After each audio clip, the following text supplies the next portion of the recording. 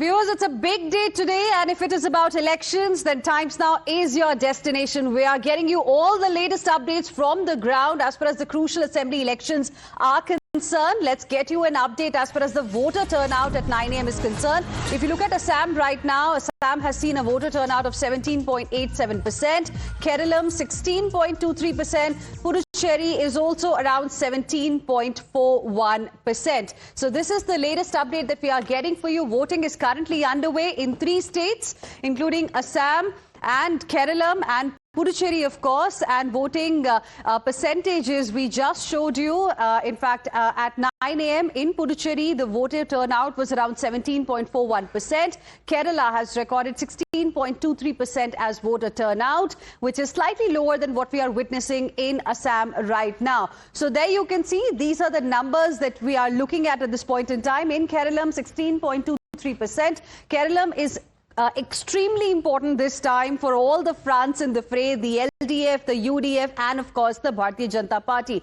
Talking about Puducherry, where NDA wants to maintain its control, currently the voter turnout is around 17.41%. This is till 9 a.m. And if you look at the northeastern state of Assam, where again BJP wants to retain, that particular state, the voter turnout currently stands at around 17.87%. Very, very interesting battles, in fact, we are seeing this time in both Kerala as well as Assam. And Madhav, what do you think about the voter turnout so far? Is it encouraging? Well, it's been a pretty strong start given the fact that it's just the first 2 hours of voting. Of course, will this trend hold up remains to be seen in these different states. And let's quickly go across to my colleague Anamika, who's joining us from Jorhat in Assam. Anamika, the last few days we've seen a lot of impact, a lot of controversy coming out from the charges and counter charges from the Congress as well as the BJP. How much of that is going to be a factor as far as these assembly elections in Assam? Well, you have pointed it very correctly, but presently I am in Jorhat, but you can see this is the stronghold of Gaurav Gogoi, the prominent face of Congress, and you can see behind me he have just casted his votes and he is coming from the polls, poll booths, and we have the mother of Gaurav Gogoi also, and she is here. She also has cast his vote. We will try to talk to him, and before the casting his vote, he have prayed in front of his father, and he said that they are seeking the blessings of the former Chief Minister Tarun Gogoi, late Tarun Gogoi, and he was, let me tell you, he was a 3 terms, he was the longest term, he was the Chief Minister of Assam. And I will try to go near to the Gaurav Gogoi. You can see gathering of the people over there, and massive gathering, and all are just trying to get the conversation on with him. But let me tell you, on ground the things are a bit different in Jorhat constituency, as because from here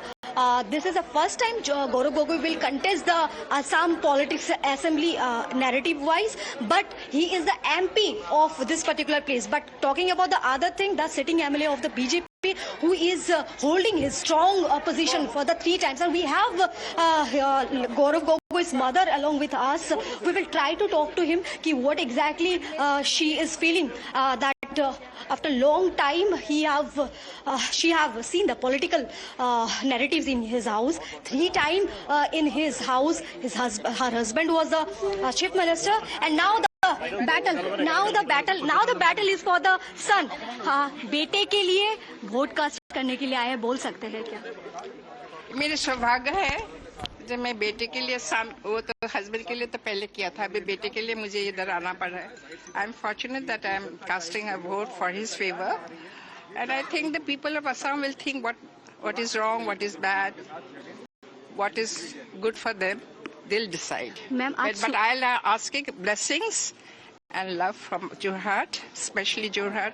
I'm so grateful to Jorhat, and now I'll be grateful to Assam also if they ask them. Ma'am, आज सुबह आपका जो कार्यक्रम था यहाँ तक आने से पहले, उसके बारे में थोड़ा बताइए, कैसे अपने दिन का? मुझे मत पूछिए, वो ज्यादा मुझे इमोशनल हो जाता है. मेरे पूरे घर पे जा रही हूँ, मेरे सास ससुर के सेवा किया.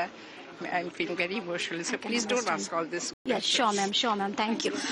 जैसे कि the way you have seen, she was very emotional as while coming from the house, his own residence in her own residence in Jorhat. She was very emotional, and she have clearly mentioned that she have came here just to Let's cast quickly his... play out the conversation you had with Gaurav Gogoi.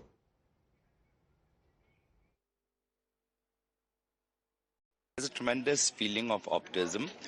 People of Assam are coming out and taking responsibility for the future of Assam. And we all are inspired to build a new Assam collectively, in which the democratic values thrive and Assam's culture thrives and Assamese values thrive, and where people of Assam take leadership and ownership. So I think that kind of positivity I have seen, and I'm quite optimistic. Gaurav ji, सवाल आपसे ये भी है. The question is particularly, this is the land of the Ahom kingdom, and you are one of the as in a person from them, that particular tribe, and you are wearing this particular. I can see the particular traditional. So what exactly currently you are feeling about your particular local people, as because it's a very stronghold constituency of yours, and this is the first time for the Assam assembly you are going to be contest, but for this particular place you are the already MP. So how do you think it will be tough for you? No, I think I take every election very seriously. Every election I take it, we prepare 100%, and so we have both in this constituency and across the state. And our hard work has shown there has been a lot of challenges, a lot of obstacles, but we have managed to overcome that. And I think we've managed successfully to take our message to the people of Assam. And I can see in the way the people of Assam greet us. As for my community, the Ahom community is known to be a community that has... So viewers, you just heard from Gaurav Gogoi, who is currently the Member of Parliament in the Lok Sabha, and he's making his assembly debut this time from Jorhat, and he's confident of a victory this time. Let's also tell you a little bit about the Assam 2021 position. The seat share as well as vote share. For BJP and allies, seat share was 75, Congress plus allies 50. If you look at the vote share here, there wasn't a lot of difference. BJP and allies 44.5%, Congress plus allies 43.3%. Total seats 126 in the assembly. Now, what is also important to see here is that this time we have seen a lot of controversies in Assam as well, and there are some very interesting fights that are happening.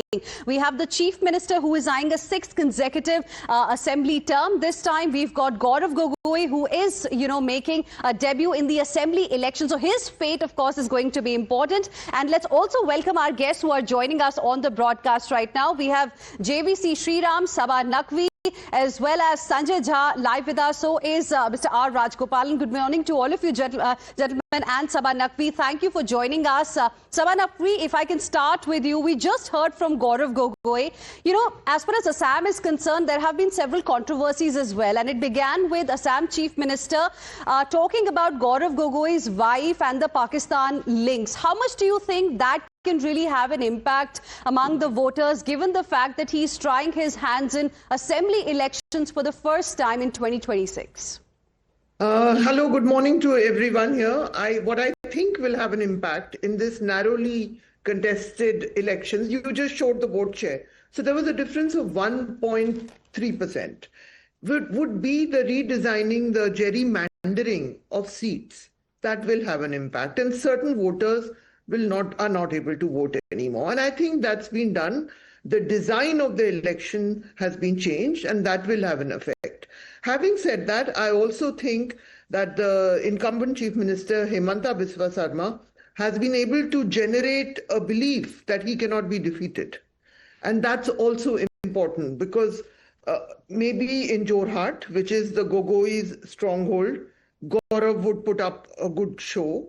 I have not traveled to Assam, so I do not know that. However, in politics, if you have to look like you can defeat the incumbent, for those who do not want to continue with the incumbent, or those who do not wish to invite the rage of those who are in power. So there are enough elements in Assam. It is a volatile place. It always has been. Even before this, we had a lot of politics of who is the insider, who is the outsider. it has gone on, and this is not just about Muslims historically. It's also included tribes and tribes saying this is my land, and there has been this sort of homeland politics within Assam. So let's watch. I do believe that there is a perception that the Chief Minister of Assam would be hard to dislodge. Having said that, the difference in the last... Okay, let's speak on that point. You began by saying that the design of the election has been changed, and then you said that Himanta Biswa Sarma has generated a belief that he can't be defeated. Sanjay Jha, has the design of elections been changed? You suspect foul play? Well, the bottom line, Pranesh, is that the Election Commission is under serious public scrutiny. The political parties have already spoken. They moved a no confidence motion against him. So I don't think we need to really express anything further. There is complete cynicism. There is no trust. The Election Commission is seen by the opposition with enough justification that it has become literally a handmaiden of the political party of the BJP, which is a tragedy for democracy. Whichever side people, actually back for, BJP or Congress, it is very unhealthy for democracy. We saw what happened even where West Bengal was concerned.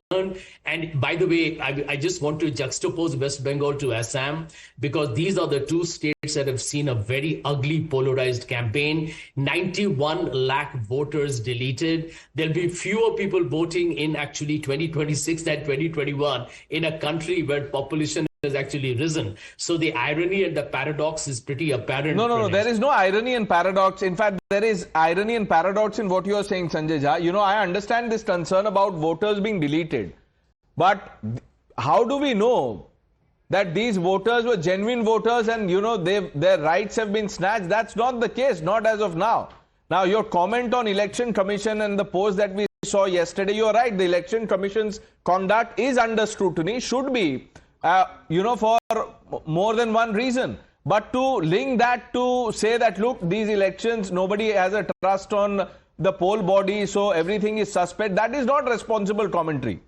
Pranesh, let me tell you something. I think my friend Sabha mentioned it earlier. It's in the public domain, right? And we all know it. Let's be honest about it. We can't be flirting with some irrelevant stuff. Okay, JVC Sriram also wants to comment, but Sanjay Jha, if Assam, manages to see a change this time, if voters actually decide to pick Congress over BJP, will you say the same thing? I will maintain the point that elections in our country need to be more robust and transparent. If the Congress wins, which is, by the way, a possibility, I know a lot of people are saying that Himanta is ahead and the BJP looks strong, but they're forgetting the vote share difference is very marginal. In fact, the Congress in the election, the first election they lost to the BJP, had a higher vote share than the BJP, although they had fewer seats. So I think the election is up in the air, but I maintain that we should all be concerned. I don't care which party you support, but I believe all political parties should be worried that the Election Commission... Strangely, Pranesh, these questions don't really come when opposition wins the elections. I'll tell you, mark my words, when Sanjay Jha joins us on the day of the results, he will say something else. Okay, Gaurav Gogoi is speaking. Let's cut across. Should agencies investigate you or investigate the questions that you have raised? So I think what is not getting investigated and not getting thoroughly probed are the serious and important questions that were raised. Thank you. That was an exclusive conversation with Gaurav Gogoi. He has clearly mentioned that about the Pawan Khera, where is the investigation report, they should investigate, but they shouldn't do in a such way the way they are behaving. He is particularly... All right, so you just heard from Gaurav Gogoi, who is fighting from Jorhat constituency this time. Let's also tell you a little bit about Assam's demographic matrix. Now, this is extremely important, and we would like to take you first to 1991. Hindus, 67.13%. Muslims, the minority populations, 28.43%. In 2001, slight increase as far as Hindus are concerned, 64.88%, and slight increase in Muslims as well, 30.91%. And if you see in 2011, 61.47% Hindus, there has been a drop there, but a considerable increase in Muslims at 34.22%. JVC Sriram, any thoughts on these numbers on the demographic matrix in Assam? See, I think, that's been happening in all over the country. If you take Maharashtra or for that matter, any other state, this has been happening. But what I want to say is I want to just have a counter to Mr. Sanjay Jha, my good friend. Mr. Sanjay Jha need to understand that people keep born, there are birth of people. But when a person is born, he is not eligible to vote. But when there are so many people who die, and the dead voters exist in the Election Commission rolls, and they are removed. And when they are removed, you are saying that, how can you delete? What is this? I don't understand. And my friend Mr. Rajagopalan, my senior, is there. Let me tell you, if you have to raise something about Election Commission, you have several forums in which you can raise. Couple of days back, me and Mr. Rajagopalan, both of us, at different point in time, we didn't even talk. We mentioned about the malpractices happening in Tamil Nadu. Why the Election Commission, which changed the entire machinery in West Bengal, like Chief Secretary and Home Secretary and Commissioner of Police, did not do that in Tamil Nadu. And we get seen DMK government, which is only a caretaker government, but acting as a government itself by accepting nominations which should not have been accepted. With evidence, we posted those in the social media, in X platform. And 24 hours later, the Chief Secretary was changed. The Commissioner of Police was changed. Okay. Why? Because we provided evidence.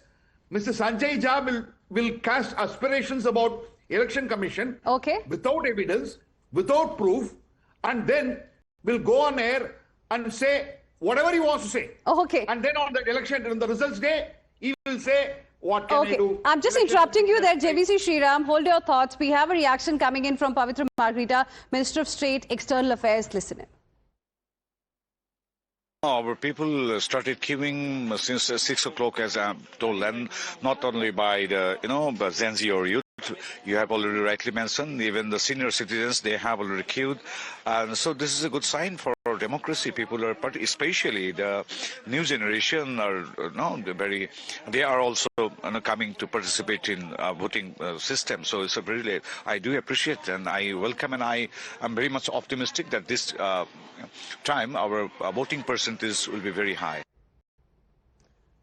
All right, so Pranesh, we saw how the situation is right now in Assam, but the focus is also on God's own country, Kerala, and it's going to be very important to see what happens this time, because I was listening to some of the political pundits who are of the view that this time it's very difficult to predict what's going to happen in Kerala because there is no wave at all. You're right. After 1977, the state has, more or less seen a golden rule of not repeating the party that rules for 5 hours, with one exception in 2021.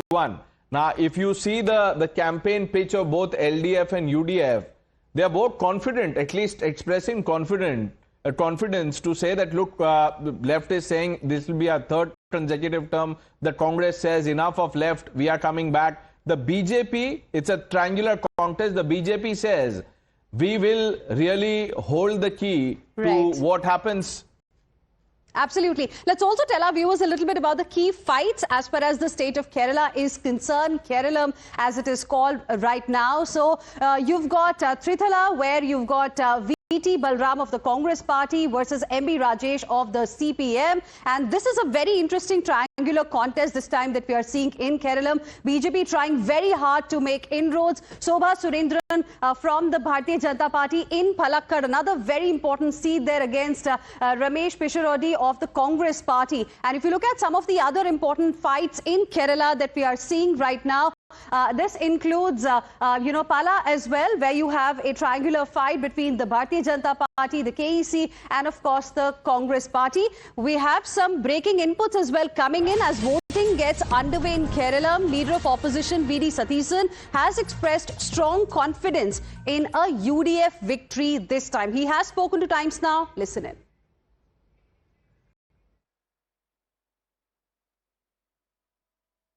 Sir, your message to the voters today? They have to participate in this democratic process because it is their fundamental right. They have to exercise their right. Go for a polling booth and vote for. Especially for the youth, sir? Definitely they have to participate.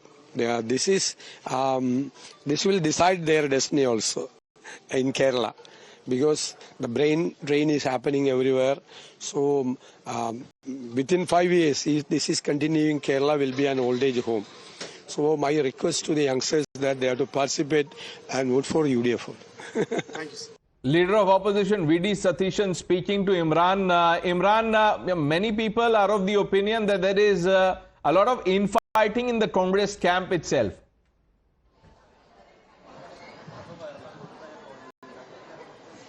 Well, absolutely, Pranesh. There's lot just, they say that not one, two, but there are several CM candidate aspirants there in Kerala Congress, and the infighting had to reach a peak before the run up to the elections there. But our High Command has managed to quell the dissidents within the party. Now there is one, Ramesh Chanitala is there. V.D. Satishan himself also claims a strong contender, but also they have the High Command favorite. What somebody would say is K.C. Venugopal because of his proximity to Rahul Gandhi. He is also close confidant of Rahul Gandhi and also CM aspirant. In fact, we asked him the question yesterday as to what he has to say about this CM issue, and he said that let the results come out, then we will decide.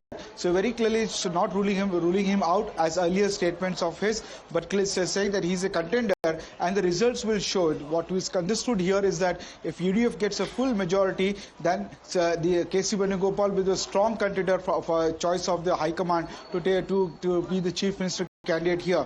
But in case of not, then we have other candidates there. In fact, we asked V.D. Satishan also about the CM issue, and he said that as far as the CM issue is concerned, that there is right now the unified stand in the party. The party will decide once the election results are out, is what he had said. So we have to wait and see how will this play out. And so the BJP is saying, Imran, Hina, we have a reaction from Rajiv Chandrasekhar, who's also contesting. Listen to what he said.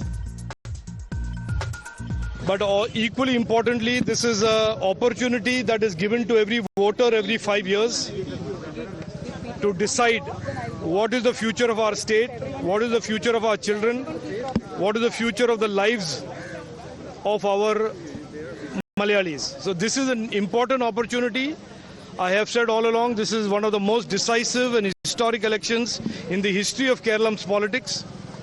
I have no doubt that the people of Kerala today will decide that the future of Kerala has to be about development, has to be about equal opportunities for all Malayalis, and that is precisely the vision for the last several months the BJP and NDA has put forth in front of the people, and we are hopeful and very confident that the people of Kerala will steer Kerala in the right direction of development and growth. We are seeking an opportunity today to enter the assembly, all 140 BJP NDA candidates. Rajiv Chandrasekhar there expressing confidence that the BJP will put up a good show. We'll have to take a short break, Hina. This is the election headquarters of India. Stay tuned. Our guests stay on. We come back in just a bit.